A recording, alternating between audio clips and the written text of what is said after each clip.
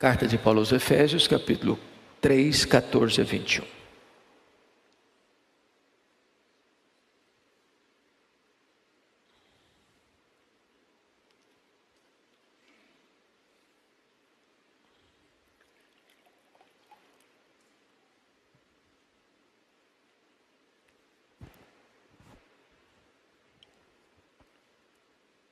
texto diz assim: por esta causa,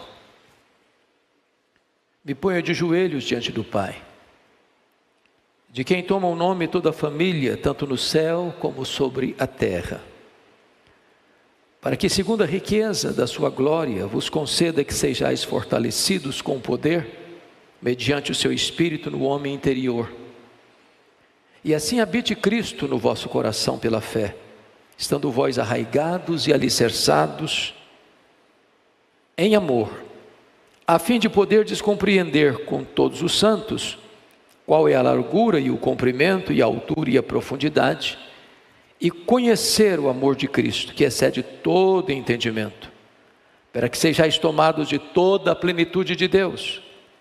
Ora, aquele que é poderoso para fazer infinitamente mais do que tudo quanto pedimos ou pensamos, conforme o seu poder que opera em nós, a Ele seja a glória na igreja e em Cristo Jesus, por todas as gerações, para todos sempre. Amém.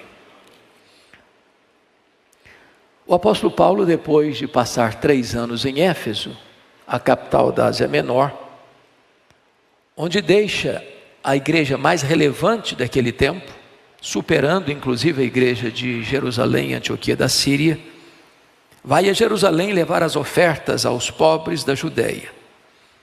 Em Jerusalém ele é preso, é transferido depois para Cesareia Marítima, fica 2 anos naquela prisão e opta por ser julgado em Roma, uma vez que era um cidadão romano. E é da prisão em Roma que ele escreve esta carta aos Efésios. Esta carta é considerada a carta mais eclesiológica da Bíblia, ou seja, a carta que trata da doutrina da igreja.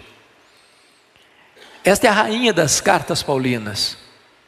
E nesta carta Paulo registra 2 orações. A primeira delas no capítulo 1, onde ele pede que Deus ilumine o coração dos crentes, para que eles entendam qual é a posição deles, o que eles têm em Cristo Jesus. Agora, nesta segunda oração, que reputamos ser a oração mais ousada e audaciosa feita na história da igreja, Paulo pede para que a igreja seja revestida com o poder do Espírito Santo. E então ele começa assim esta oração: por esta causa eu me ponho de joelhos diante do Pai. Eu tenho que fazer uma pergunta: que causa que leva Paulo a se colocar de joelhos? Que leva Paulo a ter uma postura distinta daquela comum dos judeus, que era orar de pé? Que causa é esta? Ele vai retratar para nós qual é esta causa, no capítulo 3, verso 6. E diz: a saber que os gentios são co-herdeiros, membros do mesmo corpo e co-participantes da promessa em Cristo Jesus por meio do Evangelho. Esse é um grande mistério que estiver oculto das gerações, agora revelado. Que mistério é esse? É que Deus só tem uma igreja, um povo, um rebanho, um corpo, uma família. E esta igreja não é composta apenas de judeus, não é composta apenas de gentios. Esta igreja é composta de todos os povos, de todas as raças, de todas as tribos, de todas as nações, de todas as etnias da terra. Esta igreja é composta, portanto, de judeus e gentios. Isso é um grande mistério que agora está claramente revelado para as gerações. Isso empolga de tal maneira o coração do apóstolo Paulo, que ele, por esta causa, se coloca de joelhos diante do Pai. Mas ele diz que esta família, esta igreja, ela, embora seja una, ela tem 2 características. Versículo 15: de quem toma o nome toda a família, tanto no céu como sobre a terra.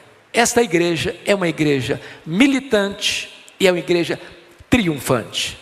É a igreja que já está no céu, é a igreja que ainda continua na terra.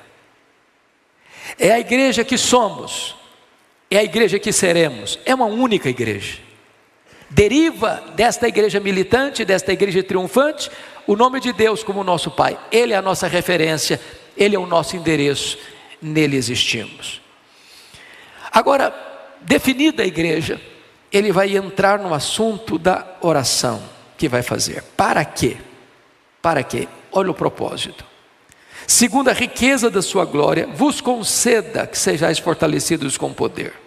Chama a atenção dos irmãos para a ousadia do apóstolo. Para que, segundo a riqueza da sua glória, e a pergunta que nós fazemos é essa: o que é a glória de Deus? O que é a riqueza da glória de Deus? Glória de Deus não é um atributo, como é a santidade, a justiça, a misericórdia, o amor, a bondade. O termo glória representa todos os atributos de Deus, no seu resplendor máximo.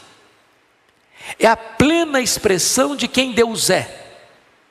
Ele está pedindo para que Deus empregue tudo quanto é e tudo quanto tem para responder à oração que ele vai fazer. Isso é muita ousadia do apóstolo Paulo. E ele ora para que, segundo a riqueza da sua glória, vos conceda que sejais fortalecidos com poder. O que Paulo está dizendo é que o crente precisa saber o que ele tem. Esse é o resultado da primeira oração, esse é o alvo, o fulcro da primeira oração.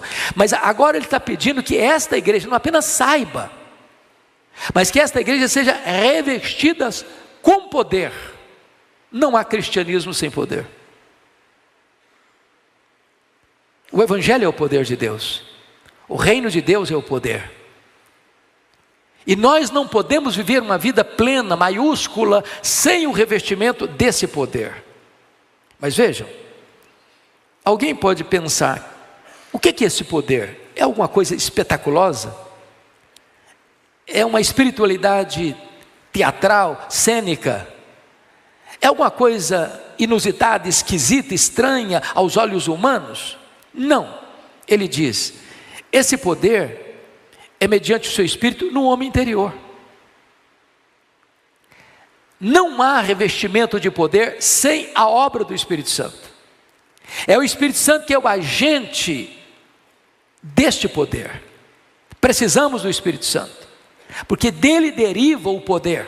Mas esse poder é operado no homem interior, é lá dentro do seu coração. É uma espiritualidade sem holofotes, sem propaganda, sem ruídos, sem aplausos. Não é uma propaganda farisaica que tenta se apresentar, tenta vestir-se das roupagens do sucesso e da fama. Não, é no homem interior, é lá no seu quarto, é lá na intimidade da sua família, é lá no recôndito do seu trabalho, é lá nos refolhos da sua alma. É isso que ele está pedindo. Mas talvez você ainda pergunte: bom, como é que eu posso saber que eu estou revestido com esse poder? Quais são os aferidores que me identificam que eu estou revestido com esse poder no homem interior? E Paulo responde: e assim habite Cristo no vosso coração pela fé. Preste atenção. A evidência que você é uma pessoa cheia do Espírito Santo é se você leva uma vida cristocêntrica. A evidência do poder do Espírito Santo é quando Cristo ocupa o centro e o governo da sua vida. E Paulo aqui emprega uma linguagem metafórica para representar isso. E assim, habite Cristo no vosso coração. A palavra habitar, o verbo habitar, é muito sugestivo. Há dois verbos na língua grega para habitar: o verbo paroikel e o verbo katoikel. Eu ilustro isso. O que é habitar paroikel? Por exemplo, é habitação temporária. No mundo de mobilidade hoje, todos nós aqui, certamente, num momento da vida, já nos hospedamos no hotel. Você paga uma diária e desfruta daquele quarto, daquela suíte, daquele apartamento. Mas você não é o dono. Você chegou e vai embora. Você é um turista, você é um hóspede. Você não pode, naquele quarto, naquele hotel, naquela suíte, fazer reformas. Você não pode trocar os móveis. Você não pode dispensar os móveis e trazer outros. Você está morando ali apenas temporariamente, mas você não tem direito de propriedade daquele imóvel. Isso é habitar paroikiel. Mas a palavra que está aqui não é paroikiel, é katoikiel. E o que é morar, habitar katoikiel? É quando você é o dono da casa. É quando você é o proprietário da casa. É quando você é o residente, não temporário, mas permanente. É quando você tem todas as chaves da casa nas suas mãos. Você pode mudar os móveis, você pode fazer como Neemias fez com os móveis de Tobias, jogar os móveis de Tobias fora. Você pode arrumar essa casa do jeito que você quiser, porque você é o dono, você é o proprietário, e você habita ali permanentemente. A pergunta é: Jesus habita em nós, no sentido de ser o dono da nossa vida? Já entregamos a Ele todas as chaves do nosso coração? Pense comigo na seguinte possibilidade: você está procurando um apartamento para morar, e você vai numa imobiliária, e aí vão lá te apresentar o apartamento, e você gostou do apartamento, o preço lhe é razoável. Mas imagine você que o dono da imobiliária, o representante da imobiliária, ou até mesmo o dono do apartamento que você vai alugar, diga assim para você: olha, eu alugo só com um detalhe, há um quarto aqui que eu vou manter de portas fechadas. Você vai ter acesso a toda a casa, mas esse quarto aqui eu não vou lhe dar a chave. Por uma razão muito simples: eu crio cobras aqui dentro. E você não vai ter acesso a esse quarto. Pasmem vocês, tem gente aqui em São Paulo cujo hobby é criar cobras dentro de casa. Tem lojas aqui em São Paulo que especializam em vender grilos para alimentar cobras. Eu pergunto a você: você alugaria esse apartamento? Você levaria a sua família para dentro desse apartamento? Quando o apóstolo Paulo dizia assim: habite Cristo no vosso coração, a pergunta é: eu estou entregando para Jesus todas as chaves do meu coração? Ele é o dono completo e amplo de todas as áreas da minha vida. A evidência que você e eu temos que estamos cheios do Espírito Santo e revestidos com o poder do Espírito Santo é quando a nossa vida é cristocêntrica. Isso levou o J.I. Packer, considerado o maior teólogo do século XX, a dizer o seguinte: o ministério do Espírito Santo é o ministério de holofote. Você anda pelas ruas de São Paulo à noite e você vê alguns prédios, alguns monumentos iluminados. E ele está iluminado porque existe um holofote, uma luz que procede lá de baixo e se incide naquele edifício para mostrar a beleza dele, a arquitetura dele. O papel daquela luz não é revelar a si mesma, não é mostrar a si mesma, não é exaltar a si mesma, mas retratar aquele monumento. O papel do Espírito Santo é revelar Jesus, é mostrar Jesus, é glorificar Jesus, é exaltar Jesus. É por isso que o Espírito Santo, quando habita em nós, a evidência de que Ele habita em nós e nos reveste de poder é se Cristo está habitando katoikiel em nosso coração. Bom, mas você ainda pode fazer uma outra pergunta. Isso pode parecer subjetivo. Qual é a prova que eu tenho que eu estou revestido com o poder do Espírito Santo e que Cristo habita katoikiel no meu coração? Paulo responde: estando vós arraigados e alicerçados em amor. Ele usa duas metáforas, uma da botânica e outra da engenharia civil. Ele está falando de duas coisas que estão solidamente plantadas. Uma árvore frondosa, e ela só sobe às alturas excelsas porque tem raízes profundas na terra. E ele usa a figura da engenharia civil. Você tem coragem de morar no 20º andar de um prédio em São Paulo? Que você tem certeza de que o engenheiro calculista não errou no cálculo quando fez o fundamento daquele prédio? Então qual é a prova que você é revestido com o Espírito Santo e Cristo habita no seu coração? É se você ama de forma profunda. Não há cristianismo sem a prática do amor, porque se você não ama, você não conhece a Deus, porque Deus é amor.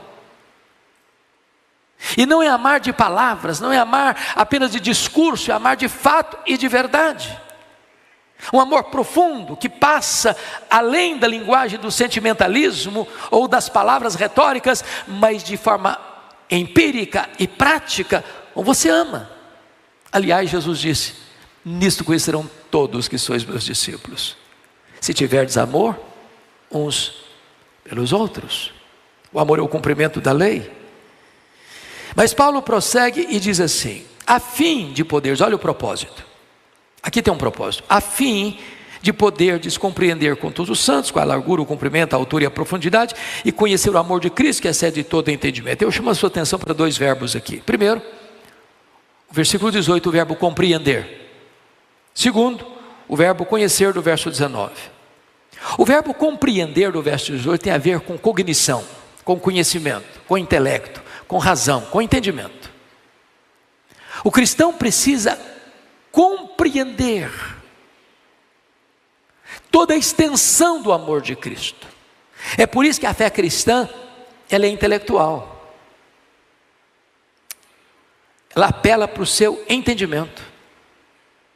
Tem muita gente que hoje busca um culto sensório, apenas o sentimento. E tem muita gente que pensa que o culto foi bom quando ele sente um calafrio na espinha. Mas se aquilo é apenas sentimento, lá na porta de saída, esse calafrio já vai acabar. Nós não negamos a importância das emoções. Deus nos criou com razão, Deus nos criou com emoção, Deus nos criou com volição. Mas eu concordo com o Dr. John Stott, quando ele disse: crer é também pensar. É por isso que estudamos a Bíblia aqui. É por isso que temos uma escola bíblica dominical.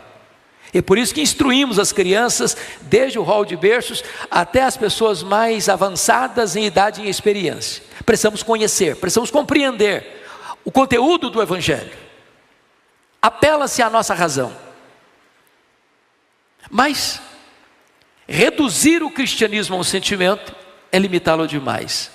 Eu preciso concordar com o Dr. Mark Lloyd Jones quando diz o seguinte: eu não tenho nenhum problema com as emoções, mas a emoção verdadeira é aquela que resulta do entendimento.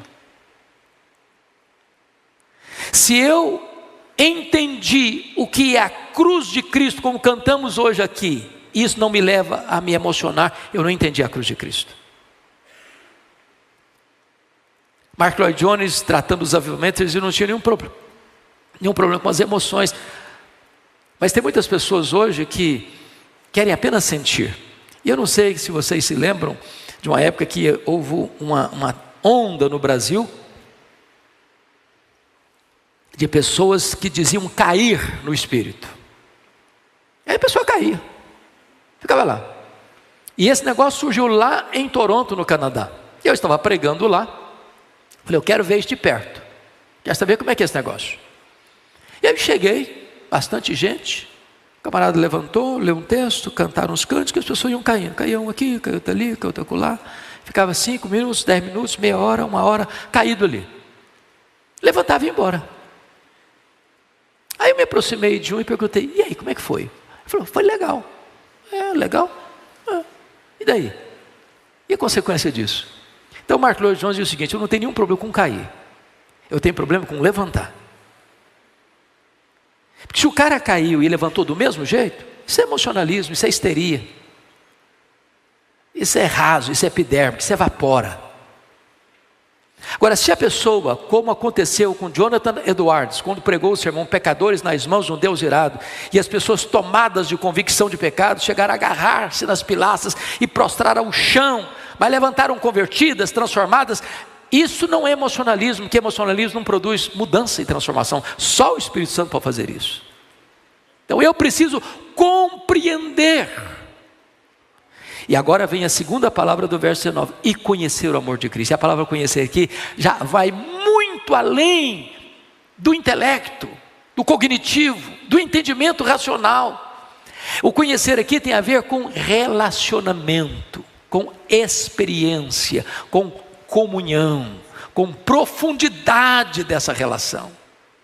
Então, eu preciso de poder, e ao receber poder, eu entrego todas as chaves da minha vida para Jesus. E eu sei que eu entreguei todas as chaves da minha vida para Jesus quando eu amo com amor profundo. E quando eu amo com amor profundo, notem vocês algo maravilhoso, a fim de poder compreender com todos os santos. E o que significa isso? Significa que não há cristão isolado. Depois da pandemia da Covid-19, um fenômeno ocorreu no Brasil inteiro e no mundo afora. Muitos crentes disseram o seguinte: eu preciso de Jesus, mas não preciso da igreja. Eu posso ser crente na minha casa, eu não preciso frequentar a igreja. Aliás, na minha casa, eu posso escutar o pregador que eu quiser. Se eu não gostei do pregador, dou um clique nele e passo para o outro. E tem muita gente ainda hoje pensando que ele pode ser crente na casa dele, assentado no seu sofá, com a bacia de pipoca e um guaraná, participando do culto. Eu não estou dizendo que num dado momento da sua vida você não possa vir ao templo e não possa participar do culto na sua casa. A Igreja de Pinheiros tem esse ministério bendito e precioso de levar essa mensagem ao mundo todo, através da IPP-TV e das transmissões ao vivo. Mas eu quero lhe dizer que você e eu precisamos da igreja. Nosso irmão Calvino já dizia: quem tem Deus por pai, tem a igreja por mãe. Todas as metáforas usadas para a igreja demonstram essa necessidade. Por exemplo, nós somos um corpo. Se eu cortar o meu braço, daqui a pouquinho ele está apodrecendo.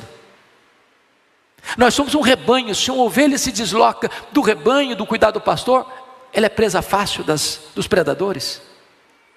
Jesus é a videira verdadeira, nós somos os ramos. Se você secciona um ramo, ele seca e morre. Então nós só vamos compreender a verdade bendita e vivenciar a verdade bendita do Evangelho se nós estivermos reunidos como congregação, como povo, com todos os santos. E Paulo prossegue assim: e conhecer o amor de Cristo que excede todo entendimento. Irmãos amados, o que é esse amor de Cristo que excede todo entendimento? Quem pôde definir, pastor Erival, com toda a extensão e com toda a profundidade, que amor é esse? Que Paulo diz: o amor de Cristo me constrange. Você já parou para pensar o que foi este que, sendo Deus, não julgou como usurpação o ser igual a Deus? Antes a si mesmo se esvaziou, assumindo a forma de servo, humilhando-se até a morte e morte de cruz.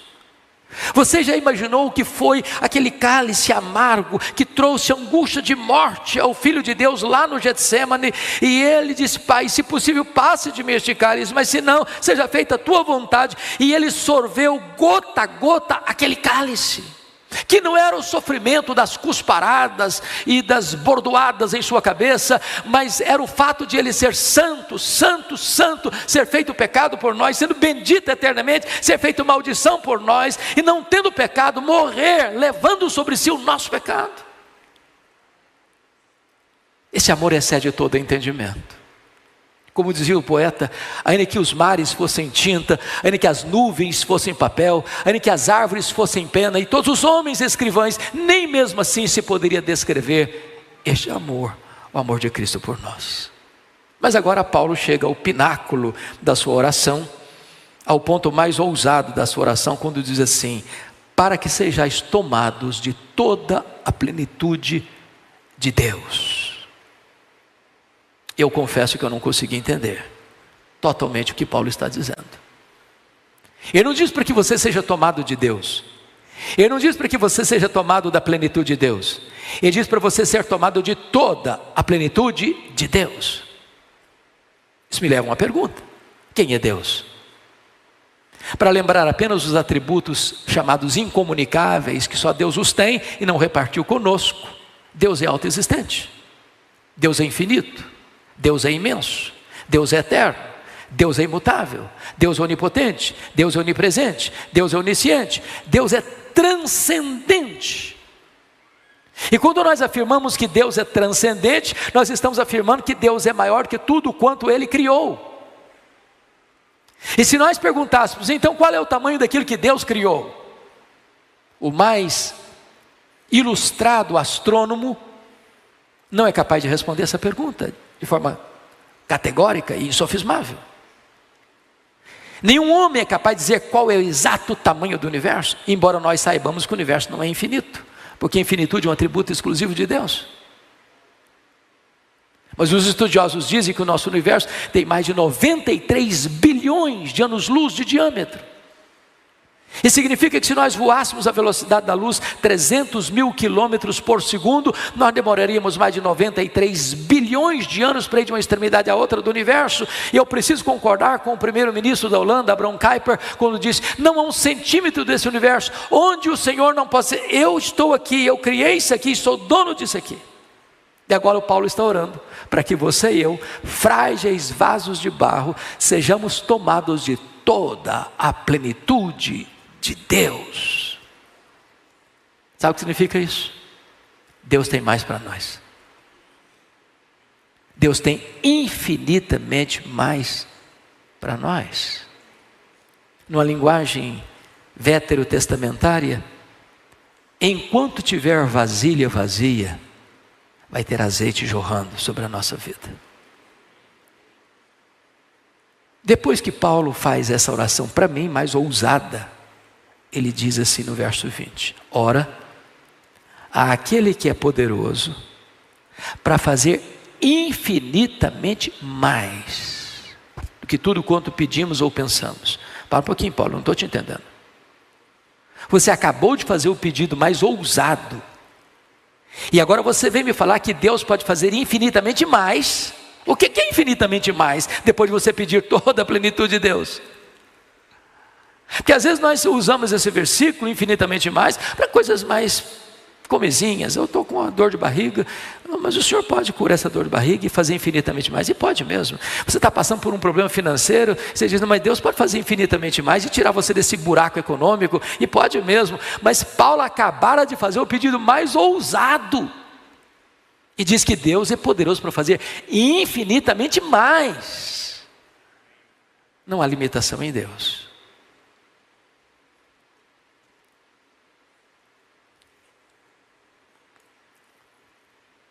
Como é que Paulo termina essa oração?